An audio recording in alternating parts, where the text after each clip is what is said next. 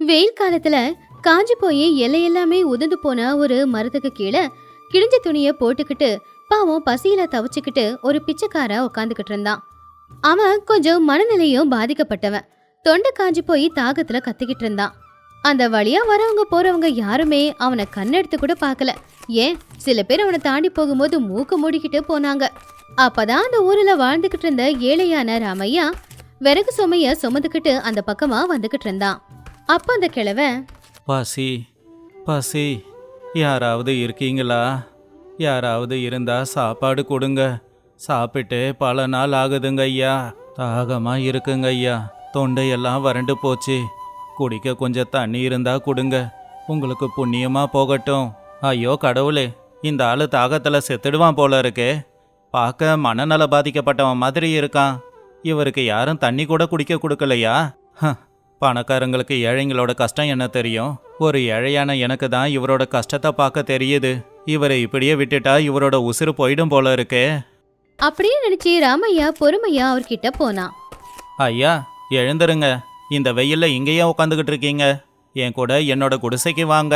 உங்களுக்கு விருந்து சாப்பாடு போடலைனாலும் இருக்கிற கஞ்சியையாவது குடிக்க கொடுக்கறேன். உண்மையிலேயே சாப்பாடு போடுவீங்களா இல்லை கூட்டிட்டு போய் அடிப்பீங்களா? ஏன்னா எல்லாரும் என்ன சாப்பாடு போடுறேன்னு கூட்டிட்டு போய் அப்புறம் அடிச்சிருக்காங்க. நீங்களும் என்ன அடிப்பீங்க. நான் வரமாட்டேன். என்னை விட்டுடுங்கப்பா. நானும் ஏழை தாங்க ஐயா. ஆனால் மனசளவில் ஏழை இல்லை. அந்த கடவுள் மேலே சத்தியமாக சொல்கிறேன், சாப்பாடு கொடுக்கறேன். என் கூட வாங்க அப்படின்னு சொல்லி ராமையா அந்த பிச்சைக்காரனை கூட்டிக்கிட்டு அவனுடைய வீட்டுக்கு கிளம்புனான். அப்போ வீட்டோட வாசல்ல அவனுடைய பொண்டாட்டியான சீதா கீரைய கிள்ளிக்கிட்டு இருந்தா. பாவம், இத்தனை வருஷம் வறுமையிலேயே வாடின அந்த கஷ்டம் முகத்துல தெளிவா தெரிஞ்சுது. ராமையா கூட வந்த பிச்சைக்காரனை பார்த்ததும் அவளுக்கு ரொம்பவே கோவம் வந்துச்சு. ஏங்க, உங்களுக்கு மூளை ஏதாவது கெட்டு போச்சா? யார் இவன்? பாக்குறதுக்கு பிச்சைக்கார மாதிரி இருக்கான். நாத்த வேற அடிச்சுக்கிட்டு இருக்கு. எதுக்காக அவனை கூட்டிக்கிட்டு வந்தீங்க? சீதா அமைதியாயிரு, கோவப்படாத. பாவம், இவரு சாப்பிட்டு 4 நாள் ஆச்சாமா. ஒரு மரத்தடியில கிட்டத்தட்ட சாகர நிலைமையில இருந்தாரு. அதான் அவருக்கு குடிக்க கஞ்சியாவது கொடுக்கலான்னு கூட்டிக்கிட்டு வந்தேன். தயவு பண்ணி இவருக்கு கொஞ்சம் கஞ்சிய கூட. இதுக்குதான் உங்களுக்கு அறிவு இருக்கான்னு நான் கேட்டேன். நம்ம வீட்டுல நாம சாப்பிடவே கஞ்சி இல்லையாமா? இதுல இந்த பிச்சைக்காரனுக்கு கஞ்சி ஊத்துறேன்னு சொல்லி கூட்டிட்டு வந்திருக்கீங்கன்னா உங்களுக்கு கொஞ்சமாவது அறிவு இருக்காங்க? நீங்க சம்பாதிச்சு கொண்டு வரதுல நாம 2 பேருமே வயிறார சாப்பிட முடியல. இதுல 3ஆவதா இருக்கிறவருக்கு நான் எங்க இருந்து கஞ்சியை ஊத்த? நேத்து ராத்திரி நீங்க கஞ்சியை குடிச்சிங்களே, நான் சாப்பிட்டனா இல்லையான்னு யோசிச்சு பாத்தீங்களா? கஷ்டப்பட்டு உழைக்கிறவரு நீங்க சாப்பிடட்டும்னு சொல்லி நான் தண்ணியை குடிச்சிட்டு படுத்தேன். நம்மளை பாத்துக்கவே நம்மளால முடியலையாமா? இதுல வழியில போறவங்க வரவங்களெல்லாம் பாத்துக்கிற அளவுக்கு நாம என்னைக்கு வளர்ந்தோம்? இந்த பிச்சைக்காரனுக்கு நான் என்ன சாப்பாடு போடுறது சொல்லுங்க? தேவையில்லாம வந்துட்டு அமுச்சு விடுங்க. அப்படி சொல்லாத சீதா. நாம கஷ்டத்துல இருக்கோம், அது உண்மைதான். ஆனா அதுக்காக பசியோட வந்த ஒருத்தரை பட்டினியா அனுப்புறது தப்பு இல்லையா? என்ன சொன்னாலும் சரி, என்னோட பங்கு சாப்பாட்டையாவது நான் அவருக்காக கொடுக்கறேன். சரி, எல்லாம் என் நேரம். நான் சொன்னா கேட்கவா போறீங்க? உங்களுக்குன்னு எடுத்து வச்சிருக்கிற சாப்பாட அவனுக்கு கொடுங்க, சாப்பிட்டுட்டு போகட்டும். ஆனா ஒண்ணு, அவன் எக்காரணத்து கொண்டும் என் வீட்டுக்குள்ள மட்டும் வந்துடவே கூடாது. என் வீட்டுக்குள்ள தங்குறதுக்கு பிச்சைக்காரனுக்குள்ள தகுதி கிடையாது. அவனை வேணும்னா அந்த மாட்டுக்கொட்டல போய் தங்கிக்க சொல்லுங்க. அன்னைக்கு ராத்திரி நேரம் அந்த பிச்சைக்காரன் அவங்க வீட்டுக்கு பின்னாடி இருக்கிற ஒரு மாட்டு கொட்டகையில போய் ஒரு மூலையில படுத்துக்கிட்டு இருந்தான். வீட்டுக்குள்ள ராமையா சீதா 2 பேரும் பேசிக்கிட்டு இருந்தது அவன் காதுல விழுந்துச்சு. ராமையா பல தடவை சீதாவை சீதா சீதான்னு கூப்பிட்டது அந்த பிச்சைக்காரன் காதுல விழுந்துச்சு. அந்த பேரு கேட்ட உடனே அவனுக்கு ஏதோ தெரியாத ஒரு ஞாபகம் வந்துச்சு. அப்பதான் அந்த வீட்டுக்குள்ள வெளிச்சம் இருந்ததுனால ஜன்னல் வழியா சீதாவோட முகம் அந்த பிச்சைக்காரனுக்கு தெளிவா தெரிஞ்சுது. அத பார்த்து அந்த பிச்சைக்கார கண்ணுல இருந்து கண்ணீர் வந்துச்சு. கண்ணுல கண்ணீர் மட்டும் இல்ல, ஏதோ பழைய ஞாபகமும் அவனுக்கு வந்துச்சு. அந்த பிச்சைக்காரன் அழுதுகிட்டே சத்தமா இப்படி சொன்னான். சீதா, சீதா, எங்க அம்மாவோட முகம், என் தங்கச்சி சீதா தான் இது. ஐயோ கடவுளே, 25 வருஷத்துக்கு முன்னாடி திருவிழாவில் என் கையை பிடிச்சிக்கிட்டு கூடவே சுத்தி வந்த என் தங்கச்சி அண்ணன் அண்ணன்னு கத்திக்கிட்டு எங்க தொலைஞ்சி போனான்னு தெரியலையே. இத்தனை வருஷமா அவளை தானே தேடிக்கிட்டு இருந்தேன். சீதா சீதான்னு கூப்பிட்டாலும் அதுவும் காதுக்கு கேட்கலையே. என்னால தான் நீ தொலைஞ்சி போயிட்ட அப்படிங்கிற குற்ற உணர்ச்சியாலேயே என் வாழ்க்கையே நரகமாயிடுச்சு. நம்ம சொத்து பத்து எல்லாமே விட்டு போயிடுச்சுமா. கடவுளே, ராணி மாதிரி வாழ வேண்டிய என் தங்கச்சிக்கு இப்படி ஒரு நிலைமையா? என்னை பார்த்து சீ போன்னு சொன்னது என்னோட கூட பிறந்த தங்கச்சி தானா? அட கடவுளே, நான் இப்பவே போய் நான் தான் உன் அண்ணன்னு சொல்றேன் அப்படின்னு வேகமா எழுந்துச்சு அந்த குடிசையை நோக்கி போனான். ஆனா அங்கேயே நின்னுட்டான். வேணாம் வேணாம், நான் இப்போ ஒரு பிச்சைக்காரன். சாப்பாடை கூட கை நீட்டி வாங்குற நிலமையில தான் நான் இப்போ வாழ்ந்துக்கிட்டு இருக்கேன். நான் தான் அவ அண்ணன்னு சொன்னா எவ்வளவு சந்தோஷப்படுவாளோ, அதை விட அதிகமா என்னோட இந்த நிலைமைய பார்த்து அவ கஷ்டப்பட்டு அழ ஆரம்பிச்சிடுவா. இந்த உண்மை எக்காரணத்தை கொண்டும் என் தங்கச்சிக்கு தெரியக்கூடாது. இந்த உண்மை என்னோடவே இருக்கட்டும். இனி என் தங்கச்சி கஷ்டப்படக்கூடாது. அவ வாழ்க்கையில கஷ்டமே இருக்கக்கூடாது. இருக்கிற வரைக்கும் தூரத்துல இருந்து என் தங்கச்சிய பார்த்துக்கிட்டே என் உயிரை விட்டுடுறேன். இதான் என் வாழ்க்கை போல. அடுத்த நாள் காலையில ராமையா எப்பவும் போலவே வயல் வேலைக்கு கிளம்பிட்டான். சீதா வீட்டு வேலை எல்லாத்தையும் செஞ்சுக்கிட்டு இருந்தா. பிச்சைக்கார அந்த மாட்டுக்கொட்டாவை விட்டு வெளியில வந்தான். ராத்திரி குடிச்ச கொஞ்சோண்டு கஞ்சி ஜீரணம் ஆயிடுச்சு. இப்போ அவனுக்கு இன்னும் அதிகமா பசிக்குது. ஆனா பசி தாங்க முடியாம கஷ்டப்பட்டான். அம்மா, தாயே, பசி எடுக்குதுமா, வயிறெல்லாம் வலிக்குதுமா. சாப்பிட எதனா இருந்தா கொடுமா, உனக்கு புண்ணியமா போகட்டும். எங்கிருந்தியா வந்து தொலைஞ்ச நீ? ஏதோ போனா போகட்டும்னு நேத்து என் வீட்டுக்காரரு உனக்கு ஒரு வேளை கஞ்சியை ஊத்துனா, நீ இங்கேயே தங்கியிருந்து 3 வேளை இங்கேயே சாப்பிடலான்னு நினைச்சுக்கிட்டு இருக்கியா என்ன? காலையில இருந்து ராத்திரி வரைக்கும் உழைச்சி என் வீட்டுக்காரரு கொண்டு வர்றதே ஒரு கைப்பிடி அரிசி மட்டும்தான். அது எங்க 2 பேரும் பசிக்கே பத்த மாட்டேங்குது. அதையும் உனக்கு கொடுத்துட்டு நாங்க என்ன மண்ணை சாப்பிடுறதா? இந்த உடம்ப வச்சுக்கிட்டு கஷ்டப்பட்டு உழைக்க முடியலனா எங்கேயாவது போய் சாக வேண்டியது தானே? கை கால் எல்லாம் நல்லா தானே இருக்கு. கஷ்டப்பட்டு உழைச்சி சாப்பிடலாம்ல. அதை விட்டுட்டு ஏன் உசுரை எதுக்கு வாங்கிக்கிட்டு இருக்க? போ, என் கண்ணுக்கு முன்னாடி நிக்காத. இன்னொரு தடவை சாப்பாடு கேட்ட தொடப்பக்கிட்ட பிஞ்சிடும். ஒழுங்கா போயிடு அப்படின்னு சீதா சொன்னது கேட்டு பிச்சைக்கார மனசு சுக்குநூறாச்சு. ஆனா அது சொன்னது வேற யாருமே இல்ல, தான் தங்கச்சி தானே அப்படின்னு சொல்லி சமாதானமாயிட்டான். அவ கோவமா பேசினாலும் வறுமையாலதான் அப்படி பேசுறா அப்படிங்கிறது அவனுக்கு நல்லா தெரியும். அதனாலதான் அவளை எதிர்த்து ஒரு வார்த்தை கூட சொல்லல. திட்டுமா, நல்லா திட்டு. என்னையும் உன்னையும் பிரிச்சானே அந்த கடவுள், அவனையும் சேர்த்து திட்டு. என் நிலமை தான் மோசமா இருக்குன்னு பார்த்தா உன்னோட நிலமை அதை விட மோசமா இருக்கே. அதை கண்ணால பார்த்தும் எதுவும் செய்ய முடியாம நின்னுக்கிட்டு இருக்கனே, அதுக்கும் சேர்த்து திட்டுமா, நல்லா திட்டு. உன் கூட பிறந்த என்ன நல்லா திட்டு. நீ அந்த தொடப்பக்கட்டையால அடிச்சாலும் அதை நான் சந்தோஷமா ஏத்துப்பேம்மா. ஏன்னா நீ படுற கஷ்டத்துக்கு நானும் தினமா காரணம் அப்படின்னு நினைச்சு பிச்சைக்காரன் கண்ணுல கண்ணீரோட அமைதியா போய் மறுபடியும் அந்த மாட்டு கொட்டகையில உக்காந்துட்டான். இப்படியே நாட்களும் போச்சு. ஒரு நாள் ராமையா எப்பவும் போலவே வேலைக்கு போகும்போது அந்த பிச்சைக்காரனை உதவி செய்யறதுக்காக போனான். வீட்டுல இப்ப சீதா தனியா தான் இருந்தா. அப்பதான் அவளுக்கு மாட்டு கொட்டகையை பார்த்து ஒரு சந்தேகம் வந்துச்சு. இந்த பிச்சைக்காரன் தினமும் அந்த மாட்டு கொட்டகையில தான் படுத்துக்கிட்டு இருக்கான். அவன் கையில ஒரு பழைய மூட்டை இருக்கு. அந்த மூட்டையை இது வரைக்கும் விட்டுட்டு அவன் எங்கேயுமே போனதே இல்லையே. அவன் யாரு? ஒருவேளை திருடனா இருப்பானோ? ஒருவேளை அவன் திருடனா இருந்து என் வீட்டுல தங்கியிருந்து ராத்திரி நேரம் ஊருக்குள்ள போய் யார் வீட்லயாவது திருடிக்கிட்டு வரானோ? எனக்கு என்னமோ இவன் மேல சந்தேகமா இருக்கு. அப்படி சீதா சந்தேகத்தோடவே மாட்டுக்கொட்டைக்கு போனா. அங்க மூலையில இருந்த அந்த பிச்சைக்காரனுடைய மூட்டைய பொறுமையா திறந்தா. அதுக்குள்ள பெருசா எதுவும் இருக்கல. பழைய துணிங்க ஒரு 4-5 இருந்துச்சு. அது எல்லாத்தையும் எடுத்து பார்த்தப்போ ஒரு பட்டு துணியில பத்திரமா ஏதோ ஒரு பொருள் அவன் வச்சிருக்கிறத அவ கவனிச்சா. இந்த அழுக்கு மூட்டையில இப்படி ஒரு பட்டு துணியா? அப்ப இவன் திருடன்தானா? அப்படி அந்த பட்டு துணியில என்ன இருக்குன்னு சொல்லி சீதா பொறுமையா அந்த துணியை பிரிச்சு பார்த்தா அதுல இருந்தது ஒரு பழைய புகைப்படம். அந்த புகைப்படத்தை பார்த்ததும் சீதாவோட முகமே வாடி போச்சு. அவ ரொம்ப ஆச்சரியப்பட்டா. இதே துடிப்பு அதிகமாச்சு. அட, இது எங்க அப்பா அம்மாவோட படம். இந்த படம் எங்க வீட்டு செவுர்ல இருந்ததாச்சே. 25 வருஷத்துக்கு முன்னாடி நான் திருவிழால தொலைஞ்சப்போ இந்த படம் எங்க அண்ணன் கிட்ட மட்டும்தான் இருந்துச்சு. அது எப்படி இவன் கையில வந்துச்சு? அப்படின்னா இத்தனை நாளா இந்த மாட்டு கொட்டையில படுத்துக்கிட்டு இருந்தது என்னுடைய அண்ணனா? நான் காணாம போன நாள்ல இருந்து என்ன தேடிக்கிட்டு சொத்து எல்லாத்தையும் இழந்து இந்த நிலைமைக்கு அவன் ஆளாயிட்டானா? அப்படின்னு சொல்லி அந்த படத்தை நெஞ்சோட அணைச்சுக்கிட்டு பாவம் சீதா அழ ஆரம்பிச்சா. ஒரு நொடி கண்ணுக்கு முன்னாடி நடந்தது எல்லாமே வந்துட்டு போச்சு. அவ கண்ணுல இருந்து கண்ணீர் கொட்டுச்சு. கடவுளே, எவ்வளவு பெரிய தப்பு பண்ணிட்ட. 25 வருஷமா எங்க அண்ணன் எங்க போனான்னு தெரியாம தேடிக்கிட்டு இருந்தனே அதே அண்ணன் ஏன் கண்ணெதிர்க்க இருக்கும்போது அவனை வாய்க்கு வந்தபடெல்லாம் திட்டிட்டேனே, தொடப்பக்கட்டு பிஞ்சிடுன்னு சொல்லிட்டேனே, போய் விழுந்து சாவுன்னு சொல்லிட்டேனே. ஐயோ கடவுளே, என் அண்ணன் எவ்வளோ கஷ்டப்பட்டிருப்பான். தங்கச்சி வாயால இப்படிப்பட்ட வார்த்தைகளை கேட்டு ஏன் கூட பிறந்த அண்ணனை அடையாளம் கண்டுபிடிக்க என்னால முடியலையே. பசின்னு சொன்னவனுக்கு ஒருவேளை சாப்பாடு கூட நான் சரியா போடலையே. ஐயோ கடவுளே, எனக்கு ஏன் இவ்வளோ சோதனை அப்படின்னு சொல்லி அழுதுகிட்டு இருந்தா சீதா. அன்னைக்கு ராத்திரி நேரம் ராமையா அந்த பிச்சைக்காரர் 2 பேரும் கஷ்டப்பட்டு உழைச்சிட்டு ரொம்பவும் சோர்வா வீட்டுக்கு வந்தாங்க. அப்போ வீட்டு திண்ணையில உட்காந்துக்கிட்டு பாவம் சீதா அழுதுகிட்டு இருந்தா. அந்த பிச்சைக்காரனை பார்த்த உடனேயே, அண்ணன் அண்ணன் என்ன மன்னிச்சிடுன, என்னை எவ்வளவு வேணுனாலும் அடின, உன் கையால என்னை வெட்டி துண்டு துண்டா போட்டுருன, என்ன மன்னிச்சிடுன. ராமையாவுக்கு அங்க என்ன நடக்குது அப்படின்னு புரியாம ஆச்சரியமா பாத்துக்கிட்டு இருந்தான். பிச்சைக்காரனுக்கும் கவலையா தான் இருந்துச்சு. ஆனா ஒரு பக்கம் தங்கச்சி அவனை அடையாளம் கண்டுபிடிச்சிட்டா அப்படிங்கிற சந்தோஷமும் இருந்துச்சு.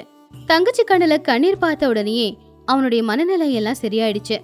சீதா, சீதா, என்னம்மா இது? சின்ன குழந்தை மாதிரி அழுதுகிட்டு. நீ எந்த தப்பும் பண்ணலம்மா, விடுமா. அண்ணன் என்ன மன்னிச்சிடுன, நான் உன் தங்கச்சி தானே உனக்கு ஏற்கனவே தெரியும் தானே. ஆனா நீ ஏன் அண்ணன் என்கிட்ட சொல்லவே இல்லை. எனக்கு உன்னோட மூட்டையில இருக்கிற அந்த படத்தை பார்க்கல அப்படின்னா எனக்கு நீ அண்ணனை தெரிஞ்சிருக்காதே. எதுக்காக உண்மையே சொல்லாம என்னை தூரமாக தள்ளி வச்ச? நான் உன் தங்கச்சி இல்லைண்ண, நான் ராட்சசின. எதுக்குமா நீ இப்படியெல்லாம் பேசிக்கிட்டு இருக்க? எனக்கு இந்த தண்டனை தேவைதாம்மா. 25 வருஷத்துக்கு முன்னாடி திருவிழாவில் உன்னை தொலைச்ச பாவினா, அன்னைக்கு நீ மட்டும் என்னை விட்டுட்டு போகல, என் வாழ்க்கையே போயிடுச்சு. திரும்ப உன்னை இந்த குடிசையில பார்த்தப்போ என் உயிரே வந்தா மாதிரி இருந்துச்சு. உடனே நான் தாமா உன் அண்ணன்னு சொல்ல ஓடி வந்தேன். ஆனா ஒரு பிச்சைக்காரனை உன்னோட அண்ணன்னு சொல்லிக்க நீ கஷ்டப்படுவேன்னு நினைச்சுதான் நான் வரல. உன்கிட்ட வந்து எதுவும் சொல்லாம நான் அப்படியே திரும்ப போயிட்டேன். ஆனா என் மனசுல இருந்த கஷ்டமெல்லாம் போயிடுச்சுமா. எவ்வளோ பெரிய மனசு மச்சான் உங்களுக்கு. உங்களை மாதிரி ஒரு அண்ணன் தங்கச்சியை நான் பார்த்ததே இல்லை. இனி நீங்க இருக்க வேண்டியது மாட்டுக்கொட்டாயில இல்லை, எங்க மனசுல. வாண்ண, உட்காருண்ண. இன்னைக்கு உனக்காக நான் சமைச்சு வச்சிருக்கேன. இத்தனை நாளா உனக்கு சாப்பாடு போட கஷ்டப்பட்ட உன் தங்கச்சி இன்னைக்கு உனக்காக மனசார சமைச்சு வச்சிருக்கேன. வாண்ண, தங்கச்சி கையால வயிறார சாப்பிடுன. ஆனா இப்போ அந்த பிச்சைக்காரனுடைய கண்ணுல பசி தெரியல. 25 வருஷத்துக்கு முன்னாடி தொலைஞ்சு போன தான் தங்கச்சி கிடைச்ச சந்தோஷம் மட்டும்தான் இருந்துச்சு. அண்ணன் தங்கச்சி அப்படிங்கிற உறவுங்கிறது சாதாரண உறவு இல்ல. அந்த உறவை உடைக்க யாராலையும் முடியாது.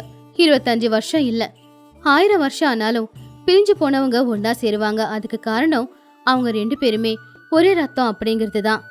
கனகபுரம் அப்படிங்கிற ஊர்ல சிவையா அப்படிங்கிற ஒரு விவசாயி இருந்தான். அவங்க அப்பா அவனுக்காக கொடுத்துட்டு போனது 4 ஏக்கர் நல்ல சத்தா இருக்கிற பூமி. அந்த சத்தா இருக்கிற மண்ணுல எது போட்டாலும் கூட தங்க வெளியும் அப்படிங்கிற நம்பிக்கை இருந்துச்சு. ஆனா சிவையாவுக்கு கஷ்டப்பட்டு வேலை செய்யறது அப்படின்னா என்னன்னே தெரியாது. ஏன்னா அவனுக்கு சோம்பேறித்தனம் ரொம்ப அதிகம்.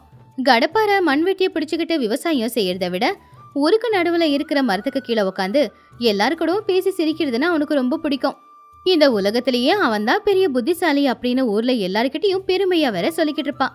ஆனா அவனுடைய மனைவியான கௌரி மட்டும் வீட்டு வேலையும் செஞ்சுக்கிட்டு வயல் வேலையும் பார்த்துக்கிட்டு ஒரு பொறுப்பான மனைவியா இருந்தா. ஒரு நாள் காலையில அந்த ஊரை சேர்ந்த ரங்கா சூரி அப்படிங்கிற விவசாயிங்க 2 பேருமே வயலுக்கு வேலைக்கு போய்கிட்டு இருக்கும்போது ஊருக்கு நடுவுல இருக்கிற மரத்துக்கு கீழே சும்மா உக்காந்துக்கிட்டு இருந்தான் சிவையா. என்ன சிவையா இங்கேயே உட்காந்துக்கிட்டு இருக்க? வயலுக்கு போலையா? நேற்று மழை பெஞ்சுதே, அப்போ களைச்செடிங்க முளைச்சிருக்கும், அதை புடுங்கலையா? டே ரங்கா, உங்களை மாதிரி வயலுக்கு போய் தான் உழைக்கணுன்ற அவசியம் எனக்கு கிடையாது. நான் கொஞ்சம் புத்திசாலி. நான் சரியான மருந்து போட்டு இருக்கேன், சரியான உரமும் போட்டு இருக்கேன், கொஞ்சம் மந்திரமும் போட்டு இருக்கேன். இந்த வருஷம் என் விளைச்சல் எப்படி வரப்போகுதுன்னு பாருங்க. ஆமா ஆமா சிவையா, நீ மேதாவியாச்சே. கஷ்டப்படலைனாலும் ஆகாயத்திலிருந்து அரிசி மூட்டை உன் வீட்டுக்கு வந்து குவியும். ஆனா நாங்க அப்படி இல்லை, உழைச்சி தானே ஆகணும். அப்படி ரங்கையா சூரி 2 பேரும் சிவையாவை பார்த்து சிரிச்சுக்கிட்டு அங்கிருந்து அவங்க வயலுக்கு போயிட்டாங்க. அவங்க சிரிச்சுக்கிட்டு போறத பார்த்து சிவையா மூஞ்சி திருப்பிக்கிட்டான். கால் மேல காலை போட்டுக்கிட்டு மனசுக்குள்ள இப்படி நினைச்சுக்கிட்டான். பொறாம இவனுங்க எல்லாருக்கும் என் மேல பொறாம. இவனுங்க எல்லாரும் கஷ்டப்பட்டு வேலை செய்யறானுங்க. ஆனா நான் கஷ்டமே படாம என் அறிவை பயன்படுத்தி வேலை பார்க்கறேன். அதான் இந்த பொறாம. போகட்டும், இவனுங்க அளவுக்கு நான் கஷ்டப்பட வேண்டிய அவசியம் இல்லை.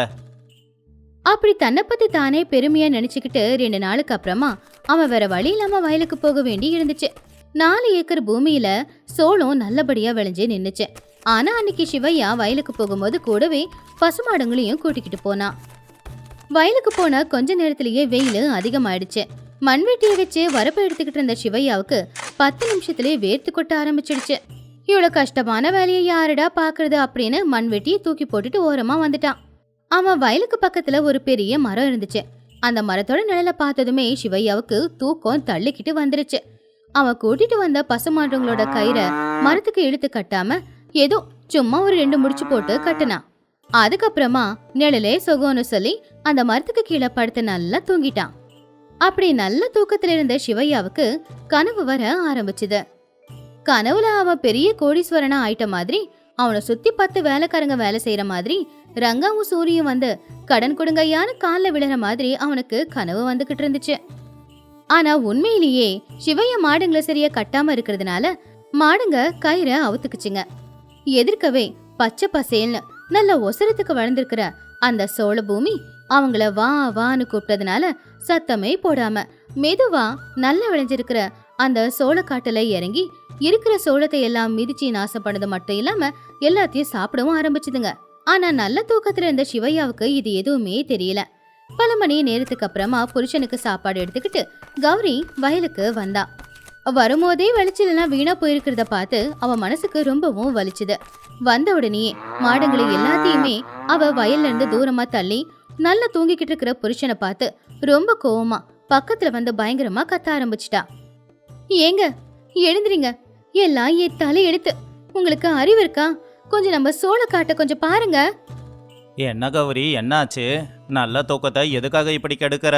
கனவெல்லாம் வீணா போச்சு. கனவு வீணா போகலங்க, நம்ம வாழ்க்கை தான் வீணா போச்சு. 6 மாசமா கஷ்டப்பட்டு விளைய வச்ச இந்த சோளத்தை மாடுங்க எல்லாமே மிதிச்சு நாசமாக்கிடுச்சு. ஆனா நீங்க அதை பத்தி எல்லாம் தெரியாம நல்ல படுத்து தூங்கிக்கிட்டு இருக்கீங்க. அறுவடைக்கு தயாரா இருக்கிற விளைச்சல எப்படிங்க நீங்க இப்படி வீணாக்குறீங்க? எல்லார்கிட்டயும் தன்னை பத்தி பெருமையா பேசுறது முக்கியம் இல்லங்க, வயிற்று பொழப்புக்கு என்ன பண்றீங்க சொல்லுங்க.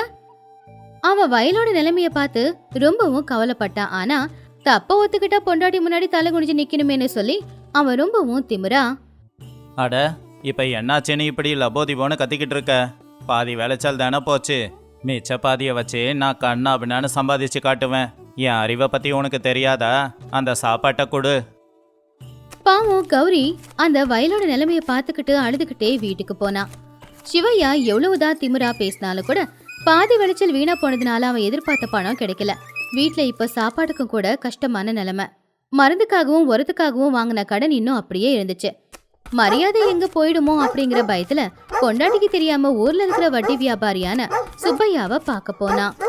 சுப்பையா ரொம்ப மோசமானவன். விவசாயிகளோட கஷ்டத்தை எப்படி பயன்படுத்திக்கணும்ன்றது அவனுக்கு நல்லா தெரியும். சிவையாவோட குணத்தை பத்தி சுப்பையாவுக்கு நல்லாவே தெரியும். சுப்பையா, எனக்கு அவசரமா ஒரு 10,000 ரூபாய் கடன் வேணும். அடுத்து சோளம் வித்து வர பணத்துல உங்க கடனை நான் அடைச்சிருவேங்க. வா சிவையா வா, நீ சாதாரணமான ஆள் இல்லையே.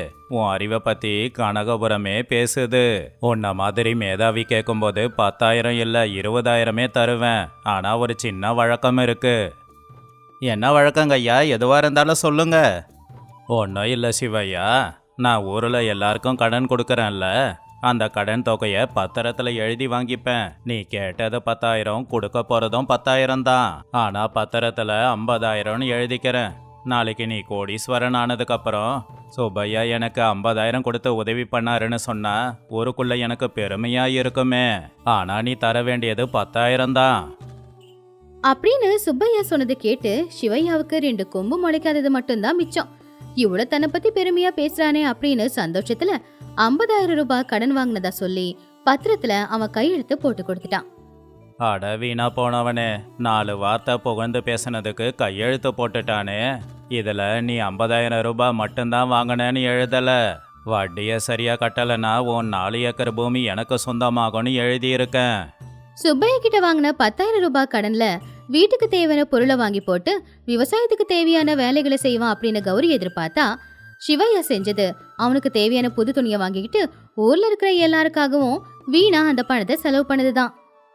ஏங்க, அந்த சுப்பையா கிட்ட எதுக்குங்க நீங்க கடன் வாங்குனீங்க? அவன் எவ்வளவு மோசமானவன்னு ஊர்ல எல்லாருக்குமே தெரியுமே.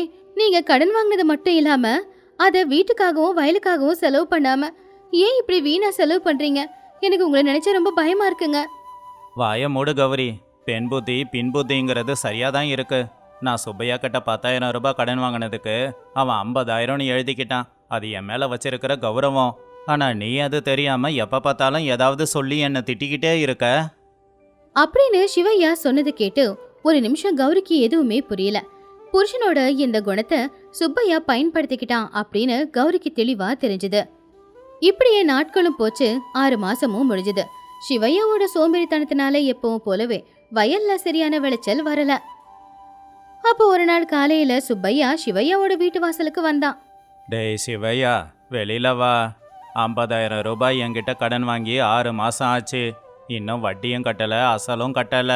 மொத்தமா சேர்ந்து இப்ப 80,000 ரூபாய் இருக்கு. ஒழுங்கா பணத்தை கொடுக்கறியா இல்ல உன்னோட 4 ஏக்கர் பூமியை நான் எடுத்துக்கவா? அதை கேட்டு சிவையா தலையில இடி விழுந்த மாதிரி இருந்துச்சு. அவன் கை காலெல்லாம் நடுங்க ஆரம்பிச்சுது. ஐயா, சுப்பையா ஐயா, நீங்க எனக்கு கொடுத்தது 10,000 தாங்க. சும்மா ஒரு பேருக்காக 50,000ன்னு எழுதிக்கிறேன்னு சொன்னீங்க. இப்போ என்னன்னா வட்டியெல்லாம் கேட்குறீங்க. என்னது, 10,000 ரூபாய் வாங்கிக்கிட்டு 50,000 ரூபான்னு கையெழுத்து போட்டு கொடுத்தியா? என்னை பார்த்தா முட்டாளாவா தெரியுது? நீ வாங்கினது 50,000 ரூபாய் கடன் தான். அதை திரும்ப கொடுக்கலனா நாளைக்கு உன் வயலை நான் எடுத்துப்பேன். நாளைக்கு பஞ்சாயத்தில் இதை முடிவு செய்யலாம். அப்படின்னு சொல்லி சுப்பையா போன உடனேயே சிவையா வீட்டுக்குள்ள வந்து அவனுடைய வெட்டி பேச்சு இன்னைக்கு அவன் குடும்பத்தையே நடுத்தருவுக்கு கொண்டு வந்து நிப்பாட்ட போகுது அப்படின்னு நினைச்சு அவன் அழ ஆரம்பிச்சான். அப்ப கௌரி அவனுடைய புருஷன் கிட்ட, அழாதீங்க, தப்பு பண்ணிட்டீங்க, அதுக்கான தண்டனையை அனுபவிக்கிறீங்க. ஆனா அவனுக்கு நம்ம வயலை நான் விட்டு கொடுக்க மாட்டேன். நாளைக்கு பஞ்சாயத்துல நான் சொல்றபடி சொல்லுங்க அப்படின்னு புருஷன் கிட்ட சொன்னான். அடுத்த நாள் காலையில ஊர்ல இருக்கிற அத்தனை பேருமே பஞ்சாயத்துக்கு வந்தாங்க. ஊரு பெரிய மனுஷங்க 2 பேரு பஞ்சாயத்துல உட்காந்துக்கிட்டு இருந்தாங்க. அப்ப சுப்பையா சிவையா கையெழுத்து போட்ட அந்த பத்திரத்தை அவங்க கிட்ட கொடுத்தான். என்ன சிவையா, நீ இதில் 50,000 ரூபாய் சுப்பையா கிட்ட வாங்கினதா எழுதி இருக்கு. நீ கையெழுத்தும் போட்டு இருக்க. இதுக்கு என்ன சொல்ற? அதை கேட்டு சிவையா பயத்துல இருக்கும்போது கௌரி முன்னாடி வந்தா. ஐயா, தலைவர் ஐயா, அந்த பத்திரத்துல என் புருஷனோட கையெழுத்து இருக்கிறது என்னவோ உண்மைதான். ஆனா அவரு கடன் வாங்கின தொகை 10,000 ரூபாய் மட்டும்தான். என் புருஷனோட அப்பாவித்தனத்தை பயன்படுத்தி அதை 50,000-ஆ மாத்திருக்காரு இந்த சுப்பையா. வாய மூடு. அதுக்கு உன்கிட்ட என்ன ஆதாரம் இருக்கு? என்கிட்ட தான் பத்திரம் இருக்கு. என்கிட்ட ஆதாரம் எதுவும் இல்லைங்கய்யா. ஆனா சுப்பையா எவ்வளவு நேர்மையானவருன்னு ஊர்ல எல்லாருக்குமே நல்லா தெரியும். என்னோட சார்பா நீங்க தான் அவர்கிட்ட ஒரு கேள்வியை கேட்கணும்.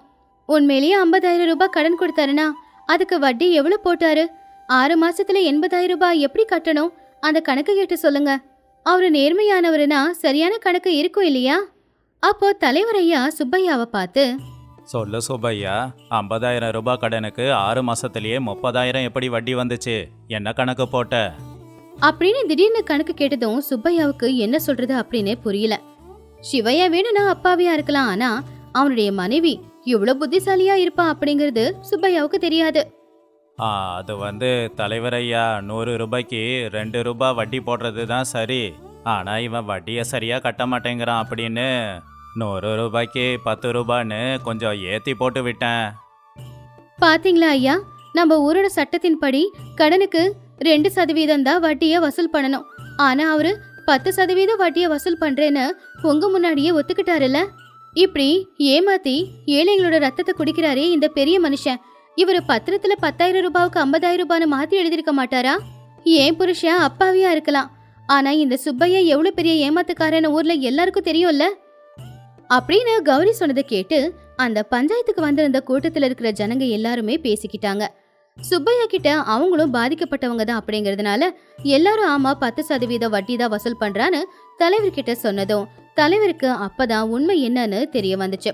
அவரு சுப்பையாவை பார்த்து ரொம்ப கோவமா, சுப்பையா, சட்டத்துக்கு விரோதமா 2% வட்டிக்கு பதிலா நீ 10% வட்டியை வாங்கியிருக்க. இந்த பத்திரம் இப்ப செல்லாது. சிவையா உன்கிட்ட வாங்கினது 10,000 ரூபாய் கடன் தான். அதுக்கு வட்டியோட சேர்த்து அவன் கொடுப்பான். ஆனா நீ செஞ்ச தவறுக்கு தண்டனை கிடைக்கணுமே. நீ பஞ்சாயத்துக்கு 10,000 ரூபாய் கட்டு. இனிமே இப்படி செய்யாத. சுப்பையா எல்லாருக்கும் முன்னாடியே அவமானப்பட்டு தலை குனிஞ்சு எதுவும் பேச முடியாம அங்கிருந்து போயிட்டான். இன்னொரு பக்கம் சிவையாவோட கண்ணுல இருந்து கொட்டுற கண்ணீர் மட்டும் நிக்கவே இல்ல. அவனுடைய வெட்டி பேச்சு, வெட்டி பெருமை, அவனுடைய திமிரு இன்னைக்கு குடும்பத்தையே நடுத்தருவுக்கு கொண்டு வந்து நிப்பாட்ட நிலைமைக்கு கொண்டு வந்துருச்சேன்னு வருத்தப்பட்டான். பஞ்சாயத்துல எல்லாருக்கும் முன்னாடியே பொண்டாட்டியோட கைய பிடிச்சு அவன் மன்னிப்பு கேட்டான். என்ன மன்னிச்சிடு கௌரி. என்னுடைய கையால் ஆகாத தனத்தை நான் பெருமையா நினைச்சேன். நம்ம குடும்பத்தை நடு தெருவுக்கு கொண்டு வந்து நிறுத்தின. ஆனா நீ மட்டும் இன்னைக்கு சரியா நடந்துக்கல அப்படின்னா நம்ம நிலைமை என்ன இருக்குமோ என்னமோ. இனிமே நான் இப்படி ஒரு தப்பை எப்பவும் செய்ய மாட்டேன். அன்னையில இருந்து சிவையா கிட்ட நிறைய மாற்றங்கள் வந்துச்சு. வெட்டி வீண் பேச்செல்லாம் பேசாம காலையிலேயே எழுந்திருச்சு வயலுக்கு போய் கஷ்டப்பட்டு அவன் உழைக்க ஆரம்பிச்சான். மனைவியோட உதவியால, அவனுடைய உழைப்பால 6 மாசத்துல அவனுடைய வயல்ல விளைச்சல் நல்லபடியாவே விளைஞ்சது. வீண் பேச்சு, வெட்டி பேச்சு வயித்த நிரப்பாது. திமிரு பேச்சும் பெருமையும் எப்பவுமே நிரந்தரமா இருக்காது.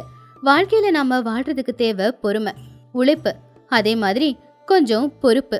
இது எதுவுமே இல்லாம சோம்பேறித்தனமா வெட்டி பேச்சு பேசிக்கிட்டு இருந்தா நம்ம சிவையா மாதிரி எல்லாத்தையும் இழக்கக்கூடிய நிலைமை ஒரு நாள் வரும்.